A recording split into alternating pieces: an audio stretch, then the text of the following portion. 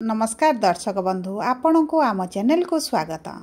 आसंता काली माने 2025 सेप्टेम्बर मास 7 तारिख रविवार भाद्रव पूर्णिमा बा इंदु पूर्णिमा हेबाकु जाउछि चंद्रग्रहण एवं एही चंद्रग्रहण भारतर सबु स्थान रे दृश्यमान हेबा एवं एही चंद्रग्रहण इंग्राजी कैलेंडर 2025 अनुसार एही चलित वर्षर शेष चंद्रग्रहण हेबा पई जाउछि।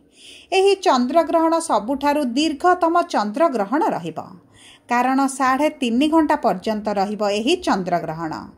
तेबे एही वीडियो रे आमे जानिबा केतेबेले हांडी छाड़ हेबो पाक निषेध एवं केतेबेले हेबो चंद्रग्रहण मुख्य केतेबेले हेबे एवं केउ राशि गुड़िक पई शुभ रहिछि एवं केउ राशि गुड़िक पई अशुभ रहिछि एवं सबुठारु महत्वपूर्ण हला किछिटा सहज उपाय जहा आपण एही चंद्रग्रहण दिन संध्या समय रे कले आपनको शुभ शुभ फल प्राप्ति हेबो।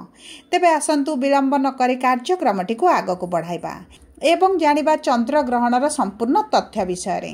किंतु ता पूर्वर जदि आपण ईश्वर को विश्वास करंती भक्ति करंती तेबे आपण वीडियोटी को लाइक करंतु कमेंट बॉक्स रे जय जगन्नाथ जय मां लक्ष्मी अवश्य लिखि दियंतु।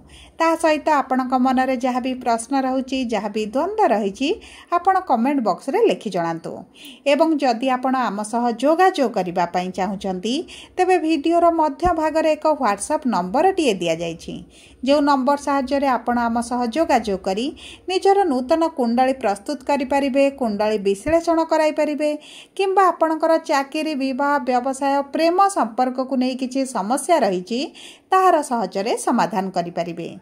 सेतिपई आपण आम सह वीडियोर शेष पर्यंत जोड़ी होई रुहंतु एवं व्हाट्सएप नंबर माध्यम रे आम सह जोगाजोग करंतु। एबे आसंतु कार्यक्रमटी को आगो को बढ़ाइबा एवं जानिबा कोन रहिछि चंद्रग्रहणर नीति नियम। देखंतु चंद्रग्रहण आरंभ हेबा पई जाउछि रात्र 9:57 रे माने चंद्रग्रहण स्पर्श समय हेउछि रात्र 9:57 एवं रात्र 11:01 रे पूर्ण ग्रास चंद्रग्रहण आरंभ हेबा। संपूर्ण ग्रास 11:42 पर्यंत रहिबो एवं रात्र 12:23 रे पूर्ण ग्रास चंद्रग्रहण शेष होइजिबो किंतु रात्र 1:27 रे सर्वमुख्य हेबा पई जाउछंती। तेणु करी एही चंद्रग्रहण आरंभ हेबार 9 घंटा पूर्वरु अर्थात दिबा 12:57 रु पाक त्याग सह अन्न भोजन निषेध रहिछि। ता सहित कौनसी देवनीति मध्य करंतु नाही कारण देवनीति एही चंद्रग्रहण समय रे निषेध रहिताय माने दिबा 12:57 परे देवनीति निषेध रहिछि। तेबे देखंतु छोट पिला वृद्ध एवं रोगी पई एही नीति नियम लागू हेउ नाही एवं सेमानकर स्वास्थ्य को दृष्टि रे रखी एही नियम को उल्लंघनीय करा जायछि। तेबे देखंतु जदि गर्भवती महिला अछंती तेबे आपण चेष्टा करंतु रात्र समय रे बाहर को न बाहरिबा पई एवं चंद्रग्रहण को आपण न देखिबा पई कारण एहा आपणक गर्भस्थ शिशु पई एतेडा शुभदायक होई न थाए। ता सहित देखंतु दर्शक बंधु 4टी राशि पई एही चंद्रग्रहण शुभदायक रहिछि एवं 8टी राशि पई एही चंद्रग्रहण एतेडा शुभदायक रहि नाही माने आपणक राशि रे अशुभ प्रभाव पडिबा पई जाउछि। देखंतु सेही 4टी राशि जेउ मानक ऊपर शुभ प्रभाव पडिबो सेही राशि गुडी कहला मेष बिछा धनु एवं कर्कट राशि एवं खराब प्रभाव रहिबो वृष मिथुन सिंह कन्या तुला मकर कुंभ एवं मीन राशि उपरे। तेणु करी एही राशि गुड़िक एही चंद्रग्रहण सप्ताह मध्य बेसी जगी रखी चलिबार आवश्यकता रहिछि।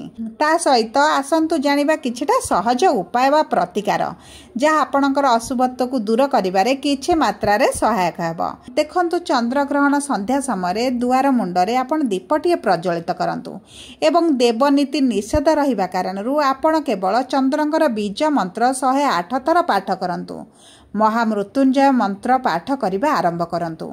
यह आपणकर अशुभत्व को दूर करिबारे बहुत अधिक सहायता हेबो एवं देखंतु चंद्रग्रहण शेष हेबा परे माने सूर्य उदय परे माने ता परदिन सूर्य उदय परे आपण देवनीति आरंभ करि परिबे अन्न भोजन करि परिबे। एवं सही दिन सूर्य उदय पर आपण जदि किछि खाद्य काहाकू गरीब लोकंकु दान कर दियंती यह मध्य आपणकर अशुभत्व को किछि मात्रा रे दूर करिबो।